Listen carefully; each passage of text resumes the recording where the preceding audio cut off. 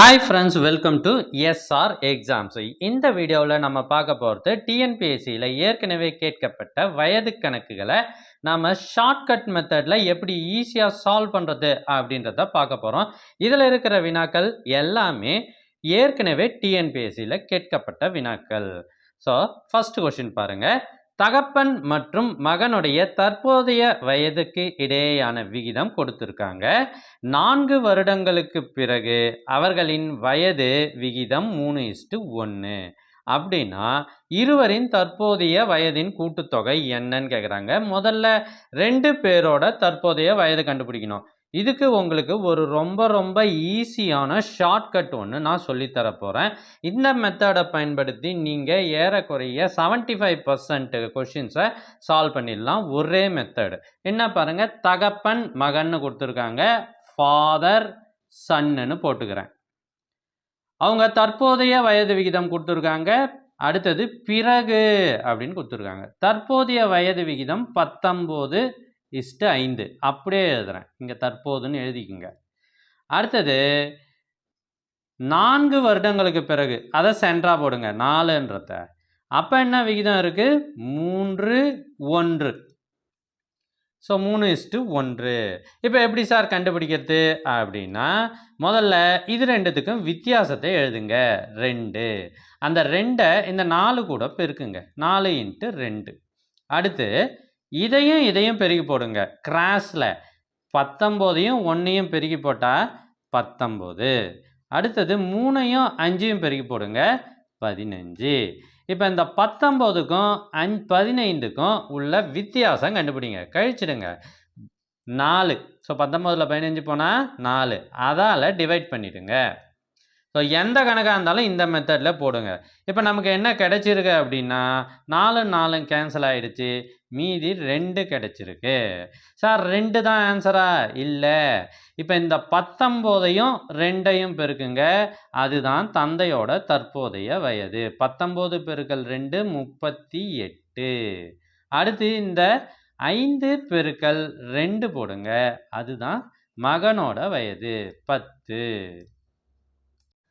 2 பேரோட தற்போதைய வயதை நம்ம இப்போ கண்டுபிடிச்சிட்டோம். 38, 10. கேள்வியில் கூட்டுத்தொகை என்னன்னு கேட்குறாங்க. 38ஐயும் 10ஐயும் கூட்டுங்க. 48. Very simple. ஆப்ஷன் சி இங்கே இருக்குது பாருங்கள். ஸோ ரொம்ப சிம்பிளாக இருக்கும். ஒரு தடவை புரியலைன்னா இன்னொரு தடவை கேளுங்க. இன்னும் இதே மெத்தடில் சில கணக்குகள் போட போகிறோம். அதை பார்த்தீங்கனாலே உங்களுக்கு இவ்வளவு ஈஸியா அப்படின்றது தோணும். அதே மெத்தடில் இன்னொரு கணக்கு இப்போ நான் உங்களுக்கு போட போகிறேன். இதை பாருங்கள். விவேக் மற்றும் சுமித் ஆகிய இருவரின் வயதுகளின் விகிதம் 2:3. 12 ஆண்டுகளுக்கு பிறகு அவர்களின் வயது விகிதம் 11:15 எனில் சுமித்தின் வயது என்ன? தெளிவாக கவனிச்சுக்கோங்க. ரொம்ப சிம்பிளாக போட்டுடுறேன்.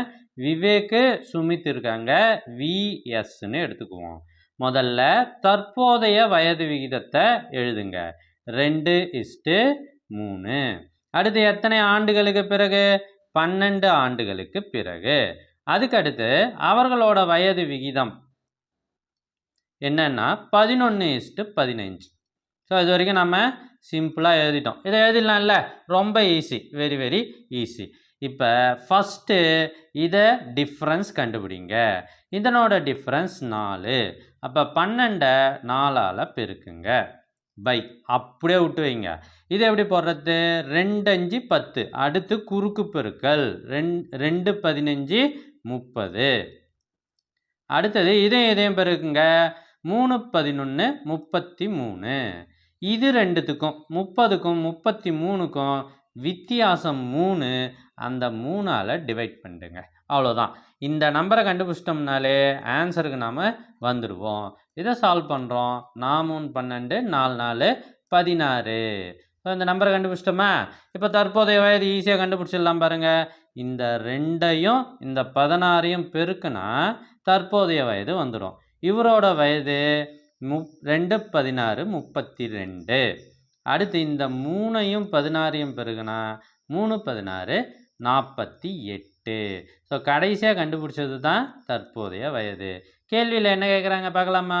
சுமித்தின் வயது 48. So option C. ரொம்ப ஈஸியாக இருக்குல்ல? இது புரியலைனாலும் இன்னும் ஒரு கணக்கு இதே மாதிரி போடுறேன். இதெல்லாம் விகிதம்னு கொடுத்தா இந்த மெத்தடில் போடணும். அடுத்து மடங்குன்னு ஒரு கேள்வி கேட்பாங்க, அதுவும் இதே மெத்தடில் தான் போடணும். ரொம்ப ரொம்ப ஈஸியாக இருக்கும். 10 ஆண்டுகளுக்கு முன்னர் எக்ஸ், ஒய் ஆகியோரின் வயது விகிதம் கொடுத்துருக்காங்க. அவர்களின் தற்போதைய வயது விகிதம் 2:1. அப்படின்னா தற்போதைய வயது வருடங்களில் என்னன்னு கேட்குறாங்க. இதில் ஒரே ஒரு வித்தியாசம் என்னன்னா, 10 ஆண்டுகளுக்கு முன்னர் என்பதை கொடுத்துருக்காங்க. இது வரைக்கும் 10 வருஷம் கழிச்சு 4 வருஷத்துக்கு பிறகு அப்படின்னு கொடுத்துருக்காங்க. இது முன்புன்னு கொடுத்துருக்காங்க. முன்புன்னு வந்தால் முன்னாடி எழுதணும். இதான் மேட்ரு. முன்பு அப்படின்னா முன்னாடி எழுதணும். யார் யார் இருக்காங்க? எக்ஸ் இருக்காங்க, ஒய் இருக்காங்க. இப்போ 10 வருடம் முன்னர், முன்புன்றது தான் முதல்ல எழுதணும். 3:1 அப்படி எழுதிட்டுனா இப்போ தற்போதைய விகிதம் 2:1. எத்தனை ஆண்டுகள்? 10 ஆண்டுகள். அதை சென்டராக போட்டுருங்க, வழக்கம் போல தான். ஸோ ஆண்டுகளை சென்டராக போட்டோம், விகிதங்களை நேர்நேராக எழுதியாச்சு. இது ரெண்டுத்துக்கும் வித்தியாசம் கண்டுபிடிங்க. 1. ஸோ இந்த 1 இந்த 10 கூட பெருக்குங்க. 10 பெருக்கல் 1 டிவைடட் பை போடுங்க. அடுத்து என்ன பண்ணுவோம்? குறுக்கு பெருக்கல், கிராஸ் மல்டிப்ளிகேஷன் பண்ணுவோம்.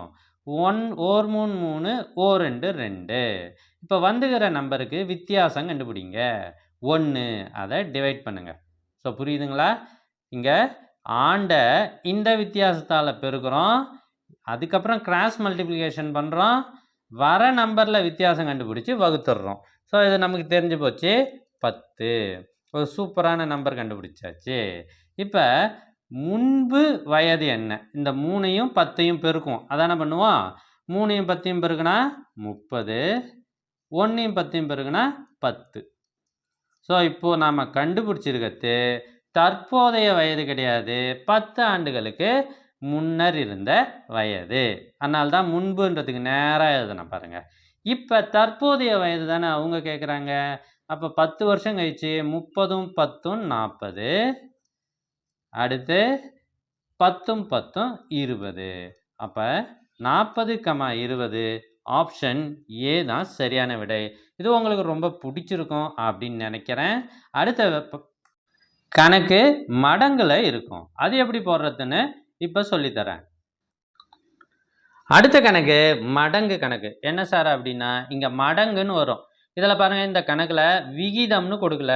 போன 3 கணக்கும் விகிதம் அப்படின்னு கொடுத்துருந்தாங்க.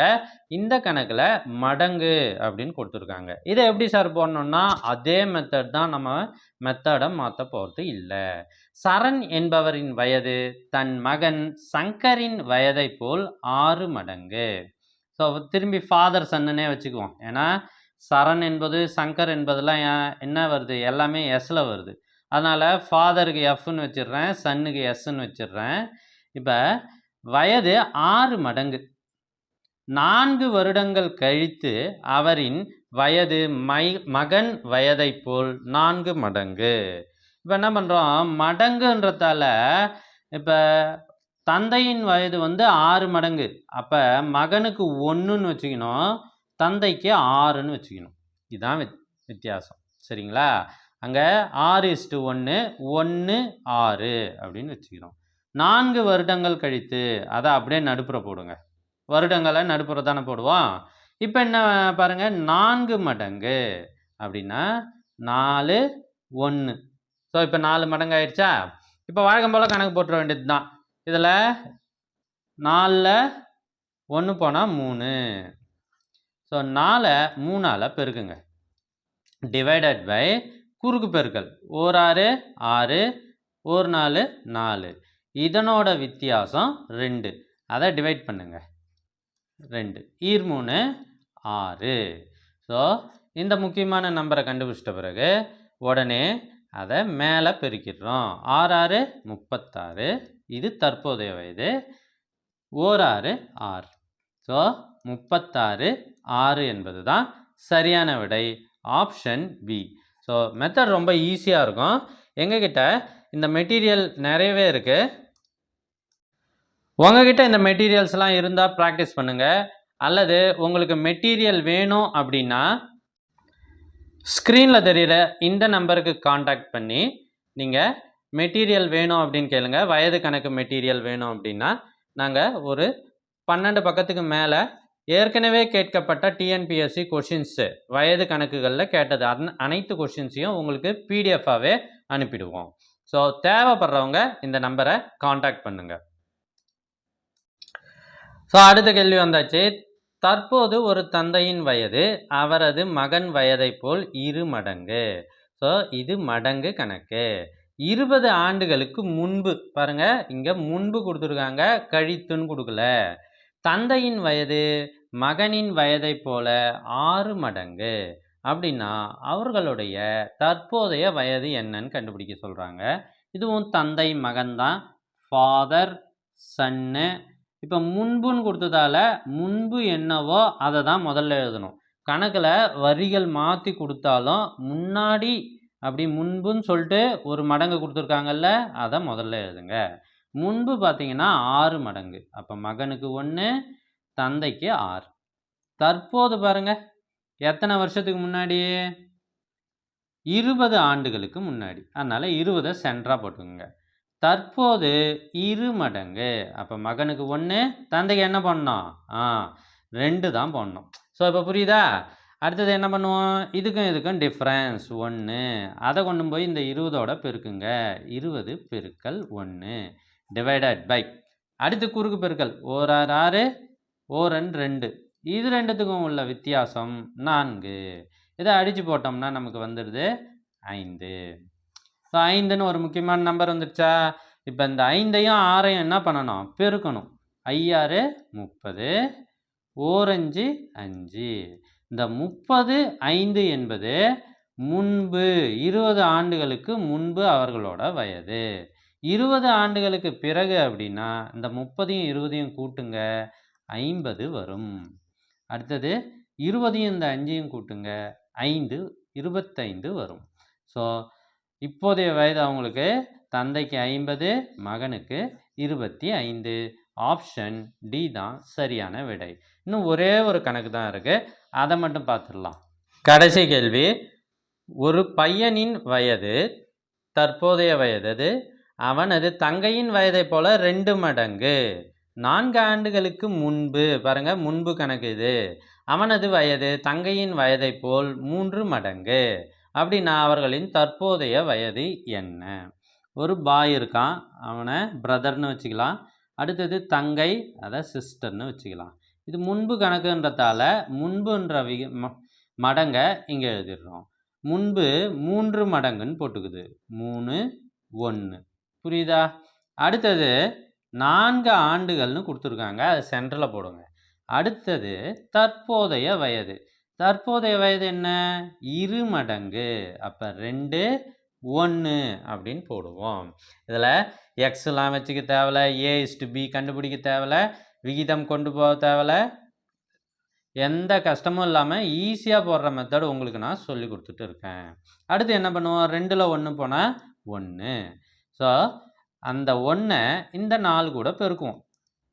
டிவைடட் பை குறுக்கு பெருக்கல். 1 3 3, 1 2 2. 3ல் 2 போனால் 1. அதை டிவைட் பண்ணுங்கள்.